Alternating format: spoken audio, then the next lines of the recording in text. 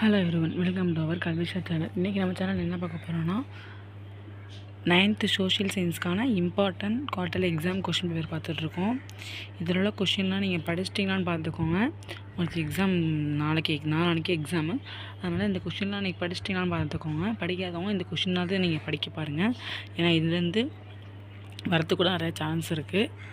பாருங்களேன், உங்களுக்கு first one word வந்து என்ன கேட்குறாங்க, ஆன்டனிம்ஸ், சினானிம்ஸு. ஆன்டனிம்ஸ் தான் எப்போதுமே இது வந்து ஷெட்யூலாக வர்றது. சினானிம்ஸு ஆன்டனிம்ஸு வந்துடும் உங்களுக்கு எப்படியும்.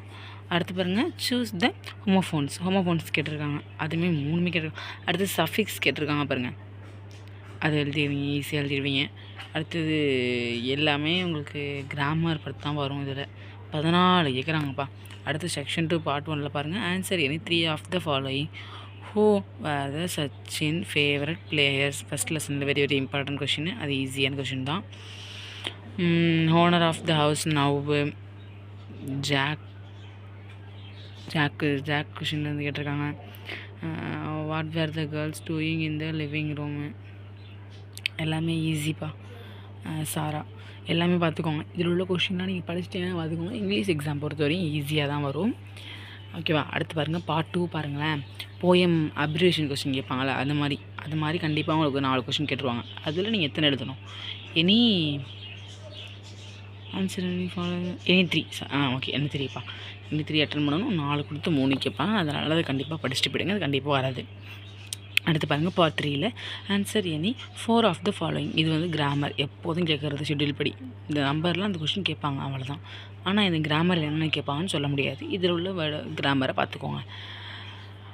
ஈஸி எல்லாமே ஈஸியாக தான் இருக்குது, பார்த்துக்கோங்க. ரீஅரேஞ்ச் த வேர்டு கண்டிப்பாக கேட்பாங்க கடைசியில், அதுவும் இம்பார்ட்டன் தான், பார்த்துக்கோங்க. ரீஅரேஞ்ச் வேர்டு உங்களுக்கு ஈஸியாக எழுதி தெரியும்.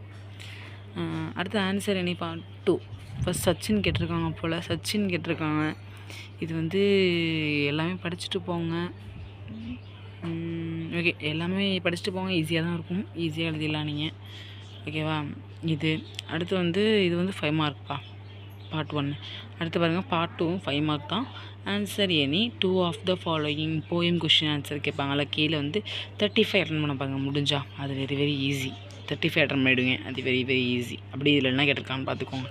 அடுத்து பார்ட் 3ல் பாருங்கள், rearrange the following sentence in concurrent order. இது பாருங்கள், ரீஅரேஞ்ச் பண்ணுறதுப்பா. ரீஅரேஞ்ச் பண்ணி இந்த மீனிங் ஃபுல்லாக வர வைக்கிறது, வரிசையாக எழுதுறது. ஃபஸ்ட்டு என்ன வரும், செகண்ட் என்ன வரும், தேர்ட் என்ன வரும், ஃபோர்த் என்ன வரும்னு. அல்லது or read the following paragraph and answer the questions. இது கண்டிப்பாக அட்டன் பண்ண பாருங்கள்.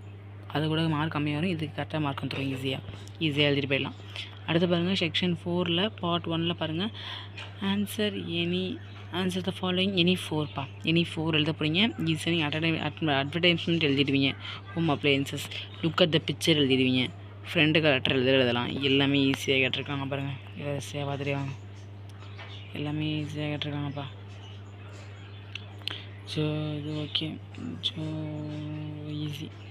அடுத்து identify the correction of the error, spot the error கேட்பாங்களே, அது மாதிரி கேட்டிருக்காங்க. ஹவ் ஓல்டு ஆர் யூ தானே வரும், அது உங்களுக்கு ஈஸியாக தெரியும். தெரிஞ்சால் எழுதுங்க, ஆனால் மிஸ்டேக் பண்ணிடாதீங்க, அதில் சொல்லிட்டேன். அடுத்து பாருங்கள், ஆன் கில்லிங் ட்ரீ கேட்டிருக்காங்கப்பா போயம், மெமரி போயமில். அடுத்து ஹின்ஸ் டெவலப்மெண்ட்டு பார்த்துக்கோங்க. அடுத்து read the passage and answer the question or read poem and answer above questions. இது என்னென்னு எழுதுங்க, உங்கள் இஷ்டம். ஆனால் எனக்கு தெரிஞ்சு 34-6ல் ஃபஸ்ட் ஒன்று எழுதுறது வெரி ஈஸி. அது மார்க் அவுட் பண்ணியிருக்கேன் பாருங்கள். அப்படி பார்த்துக்கோங்க. அவ்வளோதான்ப்பா 9th ஸ்டூடெண்ட்ஸ். உங்களுக்கு ஈஸியாக தான் எக்ஸாம் வரும். நல்லபடியாக எழுதுங்க. தமிழ் எப்படி எழுதுங்க கமெண்ட் பண்ணுங்கள். வெரி ஈஸியாக எழுதியிருப்பீங்க. தேங்க்யூ ஃபார் வாட்சிங். கல்வி ஷேர் சப்ஸ்கிரைப் பண்ணிவிடுங்க.